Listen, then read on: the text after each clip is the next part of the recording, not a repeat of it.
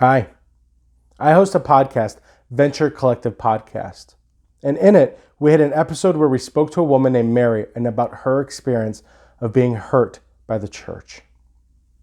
I wanted to take a moment and tell you a little bit about my thoughts on that situation and the purpose of and the direction for Venture Collective Podcast, along with Venture Collective Ministry. At the end of the day, the podcast, our YouTube videos, it's just that, a ministry. We will have biblical teaching. We will discuss deep theological topics. We'll even have a few podcast episodes along the way. I also have a TikTok, venture.collective, for the same purpose. The goal of this ministry is to engage those that have been disengaged by the church. It is to bring church to the unchurched. It is to share the gospel in various ways and means, all for the glory of God. It is also about fulfilling the Great Commission and making effective disciple makers and giving the tools in your tool belt to make you feel equipped to go and make disciples. That is my heart's desire for Venture Collective Ministry. The YouTube videos are the primary teaching piece, but the podcast is a huge piece as well. Look, I have 3 biblical degrees and I have been a pastor in different churches before I felt called to have an online ministry. I desire to look at the world around us and the culture that we live in through a biblical worldview. I also want to help others along the way. I desire to give a voice to the broken, the hurt, the disengaged, and tell them that there is hope in Jesus. And even though you may not feel loved, that you are loved. Even though you may feel abandoned, God said He will never leave you nor forsake you. Now, I tell you this up front because it may seem that by giving a voice to the broken, the hurt, and the disengaged, it may seem that the story becomes more negative in nature than sharing the gospel. Please understand that is not my intent. Again, the podcast episode, Hurt by the Church, Mary's Story. I highly recommend that you listen to that podcast by searching for Venture Collective Podcast. So that way you may understand what this video and my response to her story is about. I have many things to think about when I'm hosting a podcast, one of which is time. Now, I could spend hours talking on one subject, but truth be told, you do not want me talking about the same subject for many hours.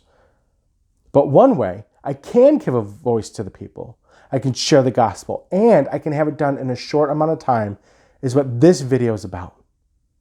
I can have a follow-up video or a follow-up podcast episode to address the other episodes where we may not have had much time for deep biblical teaching in the podcast. I can dig deeper here. Mary told her story about her experience about being hurt by a church. And many of you may have been hurt by the church or know of someone who's been hurt by the church. If that is you, I am so sorry. There are millions of people who have been hurt, abused, or neglected by the church and have walked away from their faith completely. People have been angry with God or do not even believe that God is real. Mary hasn't done that. She simply left one church family for another. What can we learn from her story? How is her story applicable to all people, including the church? We're going to talk about that in a second. But first of all, I want to say that I am not giving a voice to the church or to the pastor of whom Mary speaks of. I realize that there are 2 sides to every story. But I can go on forever interviewing all parties involved just to discuss this one topic. But that is not the point. The point is, I wanted Mary to share and explain her experience so others can relate to her and see themselves in her story. The point is about her and her story, not an attack on the church or a specific pastor. Now, personally, I have spoken to people who have validated her story. But again, the purpose is to give a voice to those that have been hurt by the church. after someone is hurt by the church, what happens now? It's a good question. I wanted to give a few pointers that may help with this, but the first one to do is if you've been hurt by the church, go and speak to church leadership. Mary had a negative encounter with her pastor. She went to the elders of the church, the leadership of her church, to discuss this matter. Now, she was a part of the leadership in the church, and she even had a hand in hiring the pastor, but she didn't go after his head. Many people do that also. See, church hurt goes both ways. I know of several stories where the church body or the members of the church have really gone after or hurt the pastor and his family. Personally, I have been through something like that myself. I was abandoned by church leadership when I needed them the most, and by people that I trusted. It is not okay for attacks to come from a pastor to the church, or have the church go after and attack the pastor and his family. That is not okay. Mary did not go after the pastor to attack him. She was fearful of him. She did, however, go and try to make things right and deal with it in an appropriate manner. In Matthew chapter 18, verses 15 to 17, it says, "If your brother sins against you, go and tell him his fault between you and him alone. If he listens to you, you have gained your brother. But if he does not listen, take one or two others along with you, that every charge may be established by the evidence of 2 or 3 witnesses. If he refuses to listen to them, go and tell it to the church." Now, Mary became fearful of the pastor, and it was evident when she and 2 other women went and locked themselves in a garage to get away from the pastor. So in this instance, it was wise for her to go straight to the elders and discuss this matter with them. So if you experience being hurt by the church, then go to the church leadership and talk to someone. If not the pastor, then the elders. Now, if it's another member of the congregation that hurt you, go and talk to the pastor. Allow him to reconcile the 2 parties. The point is for reconciliation, not vengeance. In Mary's case, the leadership didn't listen to her or support her. The behavior seemed to continue, and Mary didn't feel supported or cared for. I think she did the best that she could do. She responded to the eldership and gave them a chance to make it right. She humbled herself to the leadership of the church and gave them the opportunity to correct this. That's the second part of this. Wait. Wait upon the Lord to reconcile the parties together. Wait for the pastor or the leadership of the church to do their job. Give time, because time heals wounds. Time helps process things. During the time of waiting, think about if there's anything that could have made the person act in the manner in which they acted. Think about if there's anything that you could have done differently or your role in the specific situation. But wait. Thirdly, remain. Remain in God's word. Remain faithful to God, knowing God will be faithful to you. Look, when we are all sinners, the church is filled with sinners, including the leadership and the pastor, the elders, the board, you, me, we're sinners. We've all fallen short of the glory of God. The only one that's perfect is Jesus, so go to the perfect one. Read his words. Don't make the people's actions in the church representations of God and your relationship to God. Jesus knows all about what you're going through, and he knows a little bit about being hurt by the church. Remember, the church leadership demanded that he be crucified. Now, the church and the Roman authorities could have simply just crucified him and moved on, but they didn't do that. They mocked him. They spit on him. They beat him.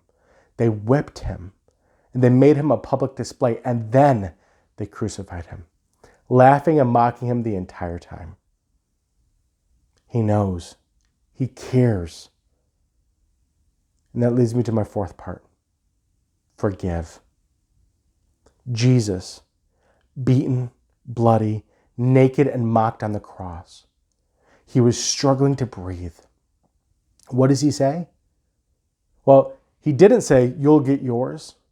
He didn't remove himself and have the angels come down and annihilate everyone, although he really could have. He simply lifted himself on his feet that were nailed to the cross, and struggling to breathe, Jesus got out the words and said, "Father, forgive them, for they know not what they do." If Jesus could go through all of that and still show forgiveness, perhaps we can also. It isn't easy, and it may take a lot of work, but it is possible. It is possible to remove the person from the obligation of owing or paying for the wrong that they have done. Forgiving someone means that you don't hold it over their head. Sometimes we can hold grudges and carry that burden on our backs. Or sometimes we'll hold the wrong over the person's head for years and bring it up every once in a while just so they know that we still remember. Truth is, we need to learn to let it go, even if it still hurts. Jesus forgave while he was still on the cross. Last thing is pray. Be faithful in your prayers. God is building your story. Forgiveness is available to all people through Christ because of his death and his resurrection. If it were not for the cross, forgiveness and reconciliation between us and the Father is not possible. But sometimes the hurt you experience is a way for someone else to come to Christ. Pray to God and ask that his will is done, not ours. Perhaps what is happening to you is not his will, but perhaps God has a purpose for it. Before the crucifixion, Jesus asked the Father and said, "If you're willing, remove this cup from me. Nevertheless, not my will be done, but yours be done."